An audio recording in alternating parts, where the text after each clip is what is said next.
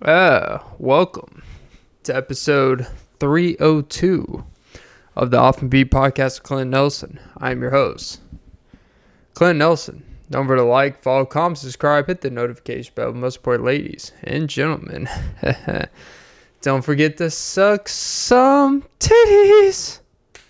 Yeah. Please don't. Recording this on October 6th, 2024 at approximately 9:15 p.m. Eastern for the archives. And let me just give you another special edition of the Unwind and Recline, even though this seat can't recline, but either way, your life's on the decline. And but the biggest way to build your chest is the incline. Incline walking at 3.5 elevation, because the only way you're going to show your chest is by losing that BF, and I don't mean your boyfriend. It's called the body fat, which, if I had to take an approximate guess, I'm probably at like 18%, which I think is pretty fair, and maybe less than that, probably like 15. But I think that's a healthy fat, I'm a big healthy fat guy. Trust me, smack it around.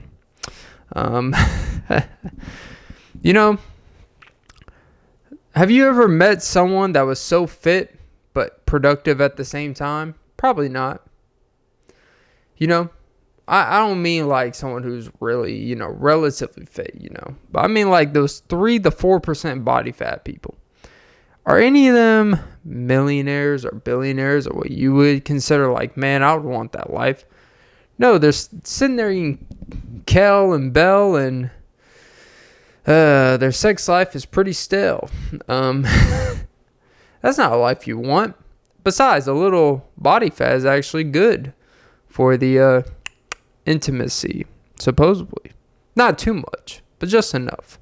Because, the lower, if you ever know anything about these bodybuilding things, when they are cutting, they are basically non-existent of happiness or getting it off, because it's very hard. The lower you make your body fat, when it gets to extremely low levels, it affects your testosterone and your libido and all that good stuff. But it also makes it's a weird conundrum, right? It's a weird conundrum where the lower you lower, ain't that a double entendre? It's almost like 50 Cent with anyone he beefs with. It's like, man, 50, you have to do that? And it's like, but damn, it's entertaining. Which apparently 50, I like how I'm saying 50, like, I know the fucking guy. Apparently 50 was collecting footage, well, not footage, but collecting information over the year, doing interviews, creating a documentary that was going to expose Diddy. And apparently this man was going to title, Did He Do It? I don't know how no one ever thought of that, This man, Curtis, let's just say he peels behind the curtain, and, apparently Dwayne Martin might be in Will Smith's butthole. Not there's anything wrong with that, but, he probably should have done that sequel to Independence Day.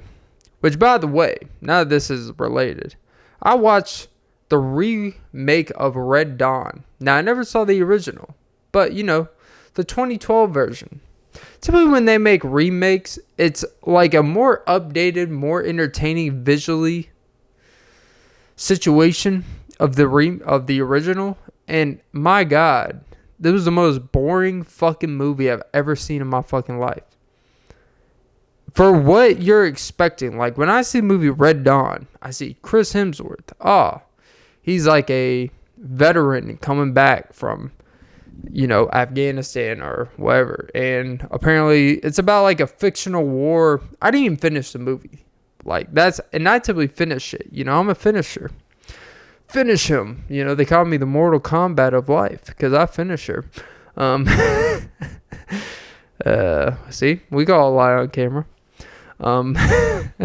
Sub-Zero, because she's more like Mrs. Freeze. But I'm a scorpion when I make that pee sting. Probably means you have chlamydia if your pee stinging. Get checked out, kids. anyways, use your medical insurance. That's what these when they have these unified healthcare union things, like, oh, you get medical insurance. It's like, for what? It's really just like, hey, maybe this is a conspiracy here. I'm literally coming up with this as I'm talking. This is how much of a bullshitter I am. Maybe I've literally never thought of this before, so I am speaking bullshit out loud. Maybe if you're like running a business, right? Workplace romance is at all-time high. We require people to be at work 10, 12, 14 hours a day. That's just the reality of most people's lives, just to survive out here. How are you going to meet people? Probably at work. That's just realistic. That's just being realistic, If so, they know people are smashing, as the kids say. I hate that term because it sounds so like smashing, like you're smashing pumpkins. Even though I'm not a big fan of the band. I'm really not. It is October, and my birthday's in October. But for some reason, I'm not a big pumpkin guy. It doesn't even taste that good. Before you say pumpkin pie, they put a bunch of artificial sweetness to make that shit taste decent. So, whatever. But I like pumpkin pie, Nothing wrong with it. Just not a big pumpkin guy. It's a great big pumpkin, Charlie Brown. Well, I guess we know Charlie Brown likes that downtown pound booty. Yeah. Gotta say, not much diversity in Charlie Brown. No one has a problem with that. Not saying they should. But if you had to guess, Rudolph the Red-Nosed Reindeer. Do you think all the reindeers, were they different, what do they call it? I don't know if reindeer species. Like, is there enough no one talks about that. I'm sorry I'm all over the place right now. But reindeers, Do you think that when they're creating the show now, like if they make a Rudolph the Red-Nosed Reindeer remake or a Christmas, what's that fucking movie with Tim Allen? The Santa Claus movies. They have all the reindeers. Do you think now they have to worry about how diverse the species is? Because not all reindeers have the same species. Now, do we got to put different voice actors to make it seem like, which is ironic. It's kind of, I don't know if ironic is the right term, but it's kind of funny how our idea of creating diversity in things is, oh, we'll just make things that sound like a stereotype, But whatever. Not the lane I'm trying to go down on, We only work once a year around here. It's peak. And this is the peak of your day, which if I would say this is the peak of your day, I'm genuinely sorry to hear that. But anyways, as I was talking about before, what the fuck was I talking about before? This is what happens when you're all over the place. You just snooze when I'm with you. Snooze is a pretty lady, I gotta admit. I meant SZA's a pretty lady. I don't know why I said snooze. Anyways, but yeah. Oh, health insurance. Wonder if they have health insurance in, the Santa Claus sphere, the North Pole.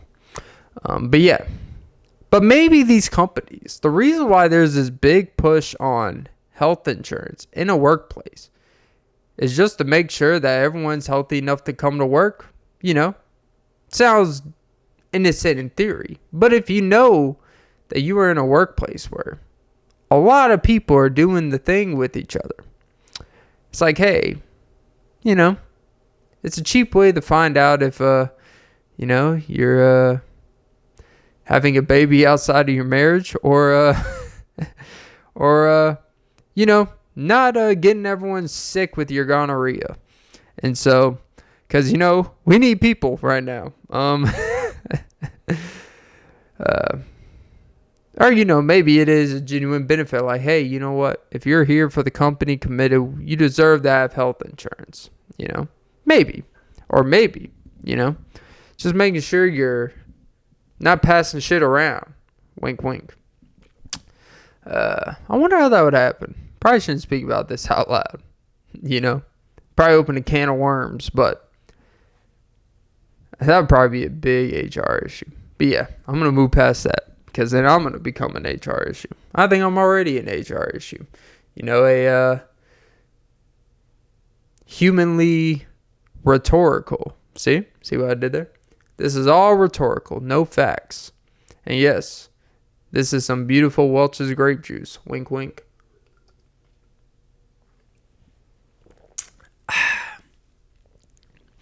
I gotta admit, man, I get it now.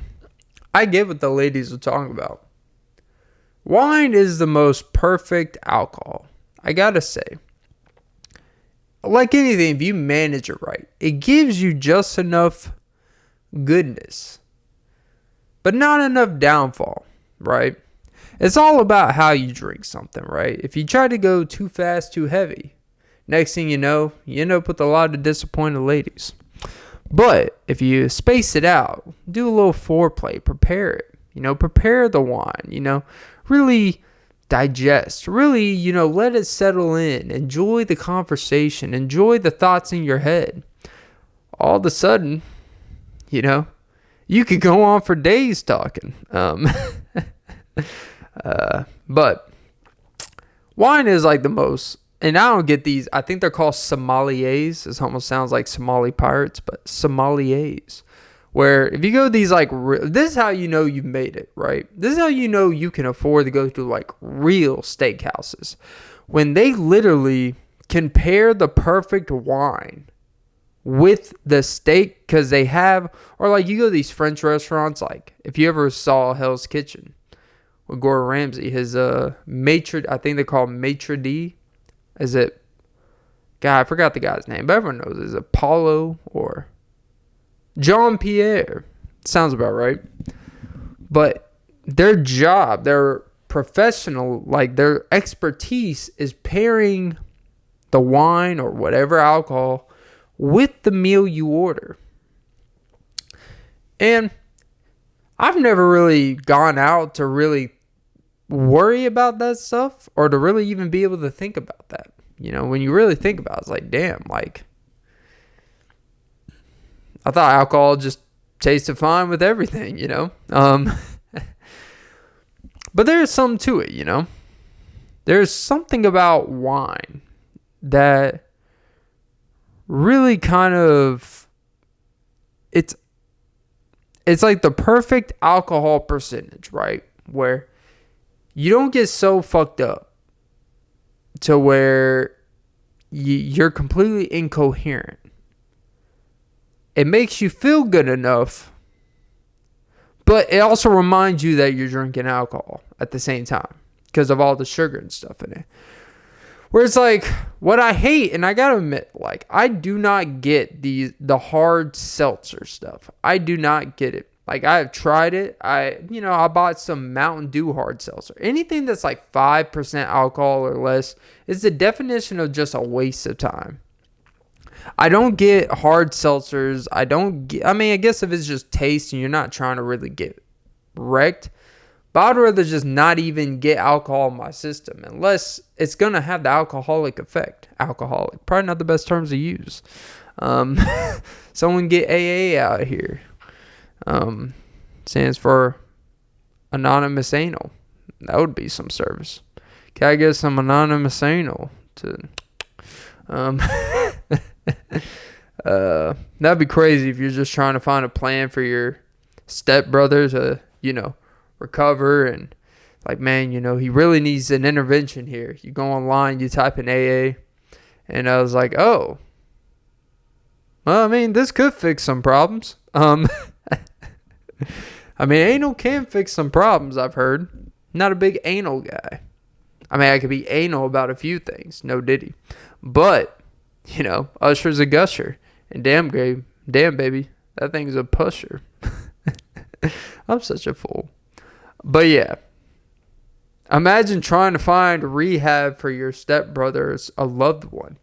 And you're like, maybe escort service will probably do the job. It can save a lot of issues. Just imagine. They say sex runs the world. And I'm not obsessed with sex, even though I do talk about it, because there's a fascination with the idea of it and how much it does run the world, you know?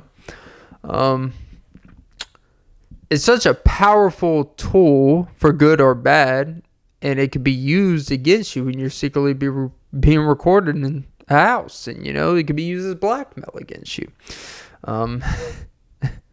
But hey, if you don't put yourself in these positions and do things you're not supposed to do or that you wouldn't want the world to see, then probably don't have to worry about these things. But you know what? When you have things that you have to sit with, then you have to sit with it, you know? But yeah, that was kind of a weird turn. Wrong turn. They made a lot of wrong turn movies.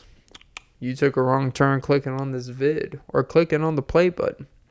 And don't forget, this podcast is on all platforms. Spotify, Apple, Google. But y'all don't know who the fuck uses Google platforms or Deezer or Podcorn. Like, you know, there's like 85,000 different directories.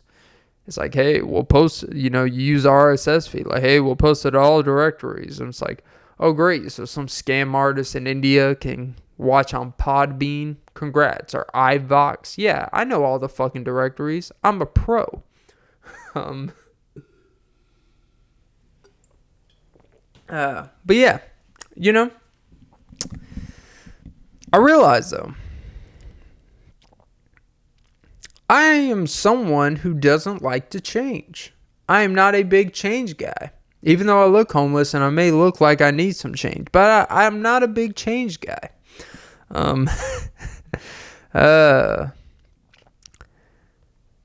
And, you know, they always say change. There's a couple things that are inevitable in life. There's death, taxes, and change, right? I think everyone changes the third one based off the convenience in life. You know, there's always three inevitable things: death, taxes, and landfill percentage. That's more of a personal thing. Probably shouldn't have mentioned that.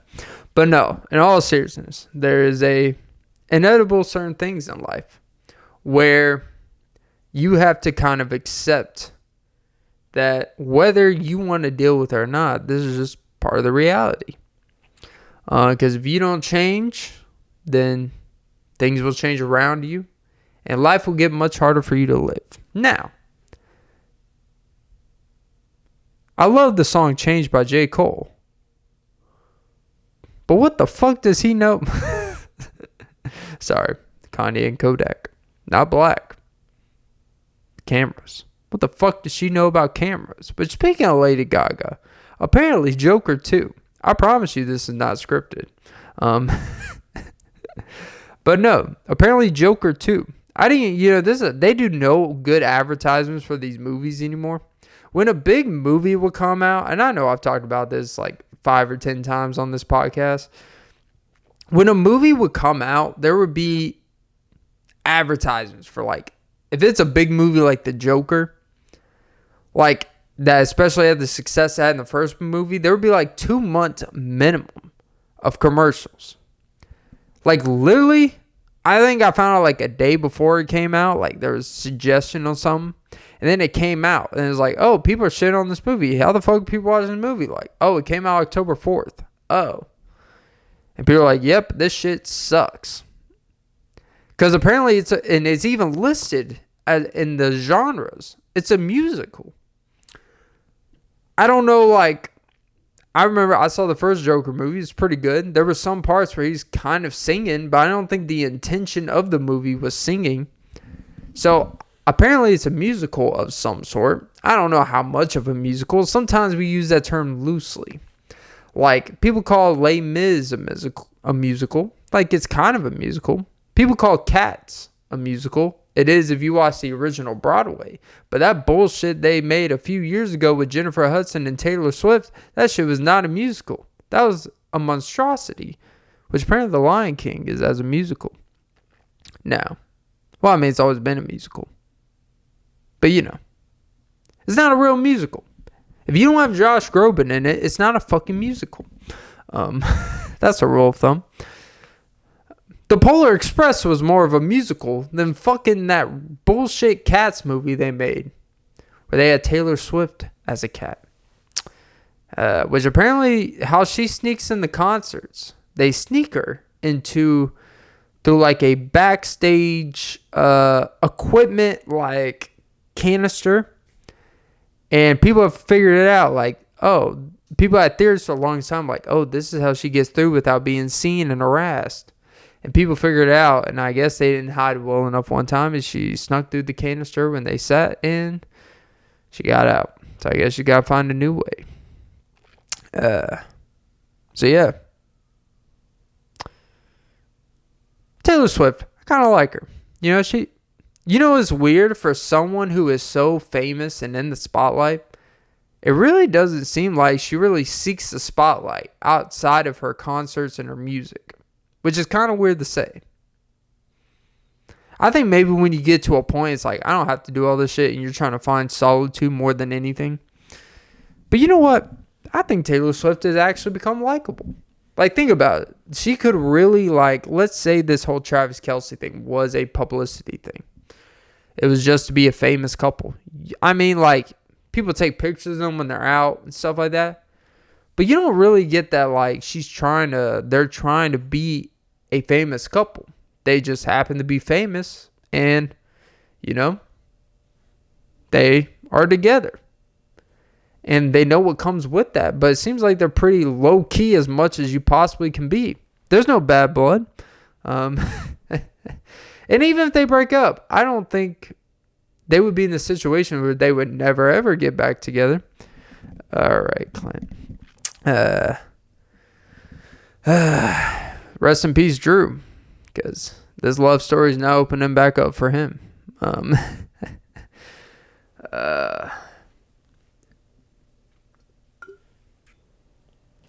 But yeah, his production may have gone down, but, who cares? Rashee Rice's mom's is still in packages from people's doors, so who cares? Which apparently Patrick Mahomes has the second lowest air yards per attempt this year. I know this is the most random fucking podcast you will ever hear in your fucking life. 5.4 yards per pass attempts in the air. So, there's your stat of the day. What's your number? I've always found that odd. Asking someone their number. Not their phone number, but their number. I honestly don't think I can honestly say this. I've never asked a man, whether it's a friend. I've never asked a female, whether it's a companion. What is your number? It's always more of a fascinating thing with girls towards guys, right? And I do think there's this weird thing where it's like, there is a range of a number where it's like, I would say for girls want to hear a higher number than we think they want to hear, but not too high, I mean, some girls don't care. Hey, you know what? Chances are they're going to think the more you've had, the more you got something going on where it's like, okay, this man is a prize. He knows what he's doing. He's confident. Because, I think if you probably approach, let's just say you're averagely attractive. If you were probably approach 100 girls that is reasonably in your range, like realistically, and look, us guys, most of us have a reasonable understanding of I probably could if I approached it right. Then you see some, you're like, absolutely, it's not happening. Not at all. And chances are, if you approach 100 girls in your reasonable range, just approach them, you can probably get 70% of their numbers. As long as you don't completely fumble it, And let's just say out of that, probably 25 out of that 70, you could probably convince to make a mistake with you. It's not unreasonable. So I think that's why the number thing. What your number as a guy probably says more about you is just how much does this guy actually put himself out there. It has very little to do with your sexual competency or your sexual interest. It's like, how much does this guy actually go out into the world and acknowledge the things that naturally come to them, you know? How resistant are you to actually approach women, or is that actually like something you're comfortable with? Now, when you start getting these guys that are like 24 years old with like 200 girls, you know, all the power to you. I'm not shading you or nothing. But it's like, you know, that's just time consuming. Am I one of the few people that like feels like I'm sure I had the time to really do all that, but at the same time, let's just say you had completely a blank slate in the day. Now, maybe you have a completely blank slate. You're like, hey, might as well make something of it. But I don't know how you have that high of a body count and not get a single girl pregnant, you know? I know that sounds weird to say out loud. Because, you know, let's just do the math here. Condoms effectiveness is 99.7. You know, everyone pushes the envelope, especially the younger you are. Sorry, this just got NSFW. I was going to try to create a clever acronym for what that means, but I really can't think of one. So, not safe for women. I guess your body count is always NSFW, not safe for women. And you know what's odd is when someone says their body count and you're like, really? Is it really though? For one way or the other.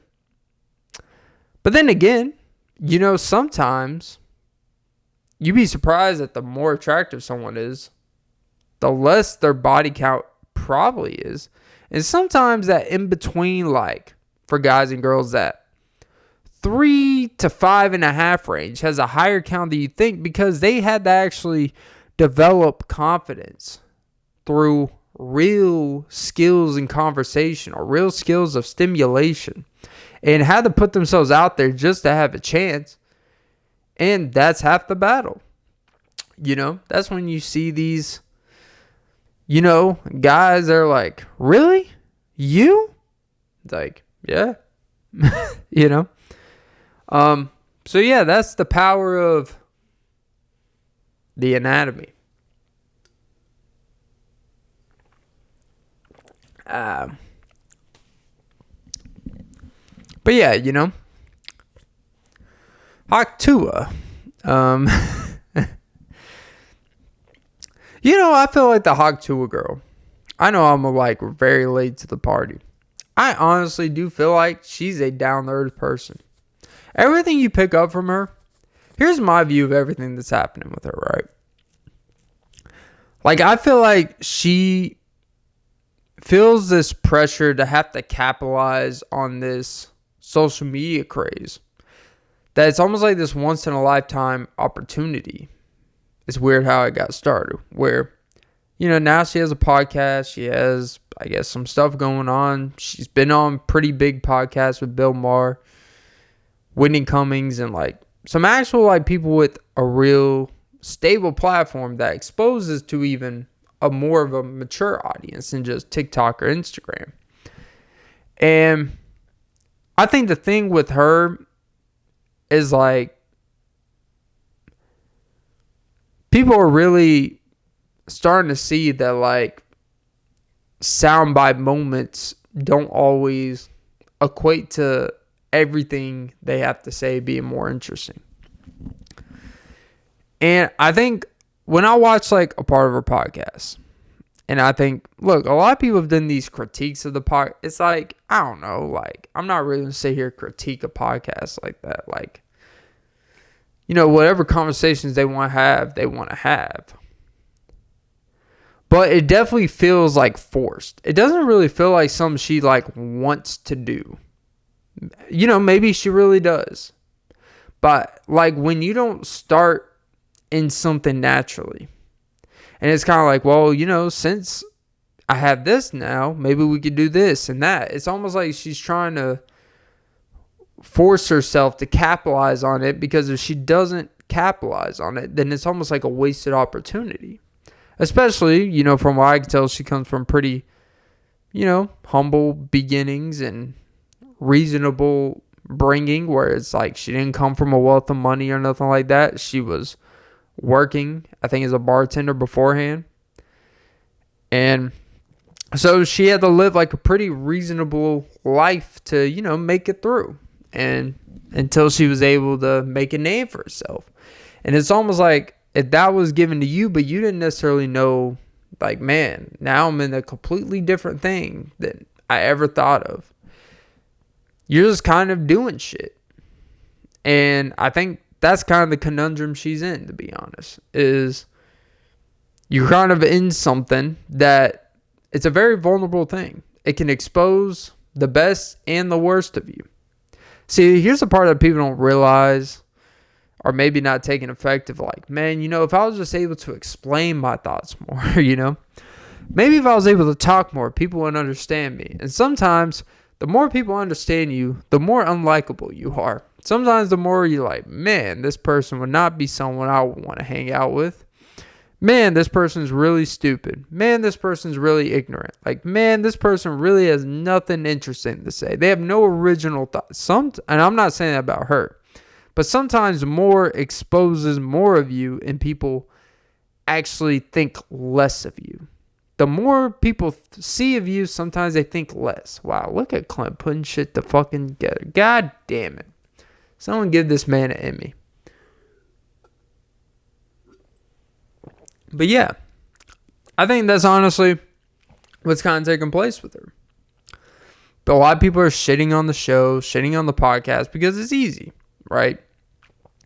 It's a bunch of, random people talking about shit, but they're not really talking about anything of significance because they don't want to ruin their brand or their image. And sometimes when you have nothing you want to go there with and you play it safe, that makes you more unappetizing because it means that people think you're trying to craft an image with no integrity. Damn. God damn, Clint's on a fucking roll. But yeah, you're crafting an image with no integrity. You're trying to play safe haven with something. You're not willing to be a little unliked. When you have, and it's almost like when you become such a positive, it's weird to say because what she's talking about, but like everyone's behind her, like it's fun, it's lighthearted, it's viral. She didn't say anything that would make you hate her. Most guys would love it.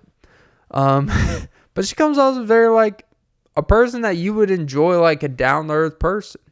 But now she's thrust into a space where that down-to-earthness can only take you so far. Because there is an entertainment aspect. You have to be able to be interested and to think outside of just a molecular view. Look at what kind of fucking adjectives am I using today? But yeah, I think that's kind of, she's an easy target. And I have experience with people that are easy targets. When you're an easy target to be like a, what is it called? Like a piñata. Like you're an easy piñata for people. Because either like you're defenseless, you're harmless. People will talk to you a different way, even if you commit the same mistake as someone else, because the other person could be more intimidating. They could feel like, man, I wouldn't want to go back and forth with this person, but I could go back and forth with this person and completely dismantle them. That's really what debates are. When you look at a lot of these political debates, like when you hear certain political commentators won't publicly debate with some, but they'll publicly debate with others, and their reason will always be something along the lines of like, oh, I just think it's a waste of time. They're not really, they don't have this, that, and really it's like, because this person might make you have to critically think on the spot and not be in your own little world. But when they see someone who, like, man, this person's not very well read, they could be very wild with their takes, which could be easily dismantled. I could dismantle that. I know exactly what they're going to do. They could prepare for that more and make themselves seem a whole lot smarter. They can make themselves not even really have to present their own points as strongly in order to dismantle this person's points, because that person doesn't articulate themselves very well. And I think that's kind of a situation where she may be running into, where people are saying it's shit, it's crap, all this stuff. Maybe the case. I've never watched a full episode. I've seen some clips and be like, yeah, I probably wouldn't care to hear 4 or 5 people talking about something. I've never understood that whole 4 to 5 people. Like, unless the 4 to 5 people like have an expertise in something they're talking about, but if you're just actually just talking of just whatever, that's fine. But I think once you have that many people talking, it kind of like, there's never 4 people at a time you want to hear from. There's always going to be 1, maybe 2, 3 at most. And then a 4th that may be the producer that's chiming in here and there. And I'm not even a big fan of that personally, but whatever. Teach their own. But yeah, that's pretty much all I got for that.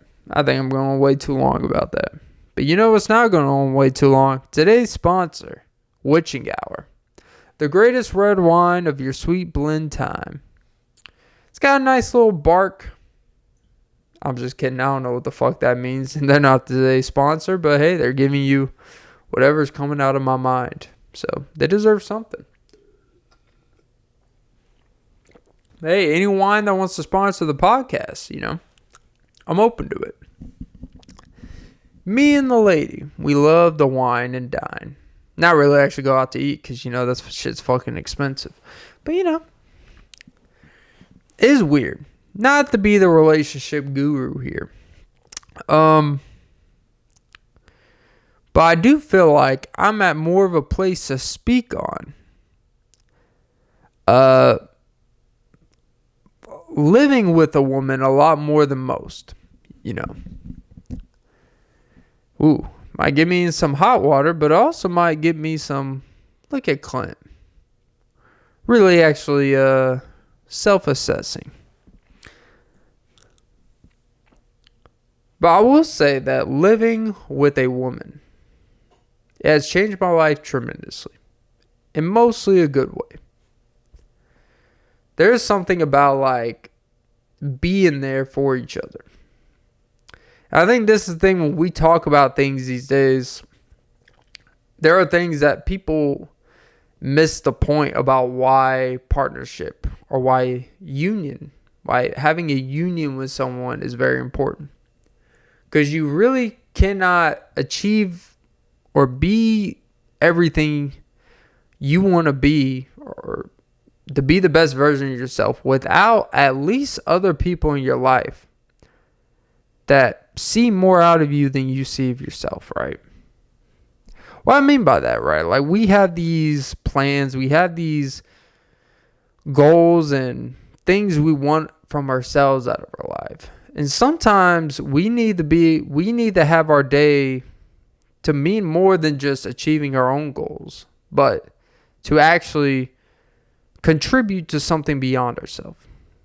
I think that's why when people talk about friendship and community, that's really what it is. Because if you're only making money for yourself or living this life to achieve your goals, you never actually truly learn what being unselfish is about.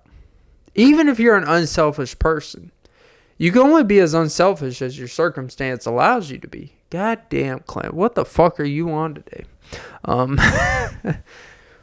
But sometimes, like, situations have to force yourself to be unselfish. And it puts you through this internal strife with yourself. Like, it'd be very easy to just be like, it's about me, X, Y, and Z, blah, blah, blah. I need to do what's best. And sometimes you got to make that initial sacrifice to get something bigger in return. But you're not really thinking about it at the time.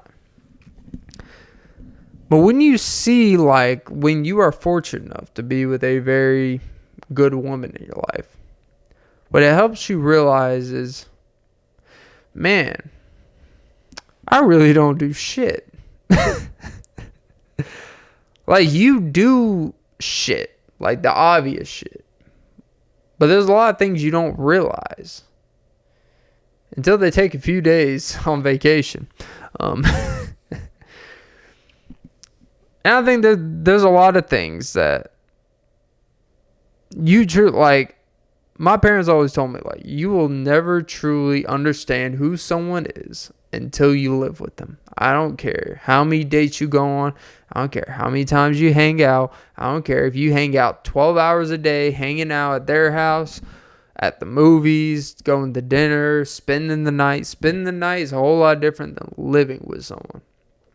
And goddamn, ain't that the truth, right? Because you can't hide. You can't be on your best behavior all the time. You're going to be irritable. The worst of yourself is going to come out. But it will also expose true character. The reason why I say this, right? Not to get sentimental here. But I do think it is important for every guy and every girl in their lifetime, with the right person, whether it's out of wedlock. I hate that term because it's so religious. Like, but as long as you don't have a kid together, I don't see a problem with a guy and a girl living together. To see now, if you have a kid together, I don't know, that complicates things of how committed you should be and stuff like that. But I do think it's important to live with them, like, if you're a guy, live with a woman vice versa. Live with someone just to build character with yourself. Even if it's someone, not my case, but I know this is a reality. Sometimes people live with people because it's just convenient for the time. Like, that is a reality. They're not sure if they're that special person, all that stuff, but it does happen. This is real life. And chances are, every girl that is that type of girl that would only live with someone they love, they have friends that would live with someone even if they knew that's not a person they see themselves with a couple years from now. That is the reality, right? And vice versa. Guys are scumbags too, you know. We are scum. Someone get the soft scrub because we are scums of the bathtub. Oh, Jesus. But yeah. But no. And it's weird because it's one of those things you don't realize until, like, it hits you at some point. It's like, man, you know, I was a completely different person when we first moved in compared to now. I believe it or not, regardless of what people may think, like, I don't like a lot of drama. I'm pretty relaxed, but also not relaxed, if that makes sense. But I have evolved over time. I have become a lot easier to live with. And sometimes you become easier to live with because it's easier on yourself, you know? And I want to bring this up because I think there's this big push for just everyone to just live solo and all this stuff. And look, if you haven't found someone that's worth doing that with, I get it. Live solo, you know. Contract all the UTIs and STDs you can. I'm not here to judge. But all I'm saying is don't be so opposed to finding something great because something else may be easier, more comfortable. You know, it's like, actually, I was talking with a good friend, and this is slightly related, but not really. But I was talking with a good friend of mine, and we were talking about, you know, how we met our girlfriends and stuff. And he brought up to me about how we were talking about, like, how people's ideas of preferences is always rooted in something odd. And we both had a similar understanding of it, or a similar belief in it. Like, and I'll just say my belief, where I believe, quote unquote, preordained preferences. Like the very petty, non-important things, like, you know, they gotta be 5'9" or under, you know, for a girl, or they gotta have this color hair, or they gotta be this type of size and stuff like that. Like, I get it, But all that stuff can be, some girl could dye their hair to make you like her. Some girl can lose weight or gain weight to make you like her. Some girl can, people will do a lot of things to make someone they really like, really make them like them. But the issue with preordained preferences is sometimes it's like someone can fit the profile and you ignore a lot of shitty things about them because you have this preordained way, like, this is the visual representation I want to be seen with, to live with, to create with. There is a representation that's attached to that. And it goes the other way, where it's like, this person doesn't look the part. That's not a person I ever envisioned myself with. And just off an impression, you just wouldn't let that person entertain or talk to you, right? They're not even extremely unattractive, but they just, quote unquote, aren't your type. And the preordained idea of preference is that the issue with it is that it really limits the type of people you can have in your life. And you truly, the whole point of being with the individual, to me, I think that anyone that thinks in a genuine way, you don't, what's like this whole, like, you gotta have the same hobbies and interests. It's for the most part kind of bullshit. Like, really, if you just want to be around people that have the same hobbies and interests as that, you know what? You can go to the same places where those things are happening. And guess what? You're not doing your hobbies 20 hours a day. You know what you're doing 15, 16 hours a day when you're at home? Being around someone. But you know what? You can't play video games 15 hours a day. You can't watch anime 15 hours a day. You know? You can't watch Rachel Ray 15 hours a day, you know. There's only so many, like, common interests you could do. It really is about the value individuals bring to your life. So to me, and what we talked about, just kind of expound our unnecessary point of view that no one asked for, is that it's really about when you meet someone or have someone special in your life, what does that person make you experience that they wouldn't have without you? What do you add? Like, sometimes being different, adding a complete different thing, makes you more interesting. It makes what you bring together more interesting. Because, like, I don't need a partner that watches sports with me. Because that's actually, I like having certain things only to myself. I don't need a partner that likes to watch the same movies as me. I don't need a partner that cares about, you know, going to the gym or podcast. Even though, you know, not saying those things aren't common interests, but like, I would rather have a partner that has something that they love and enjoy, and I see that love and joy from it. And when you see that, it's like, man, that's just like, even if you don't personally care too much about that thing, you can rationalize or idolize with it because you know a similar thing to you that makes you feel that way. And that same joy, regardless if it's a different thing that brings that joy out of you, that's where the connection is brought. The joy in doing things you enjoy. You see? It's not about you actually doing the thing with an individual to feel that union. Like, not that that's a bad thing. Like, if you both like Six Flags, go to Six Flags. But, you know, I think that stuff is important. And I think when you live with someone, you appreciate that more.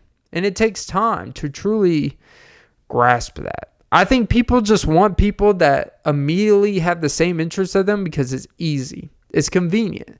It's a way to rationalize to be with someone even if they're not really the person you see yourself with.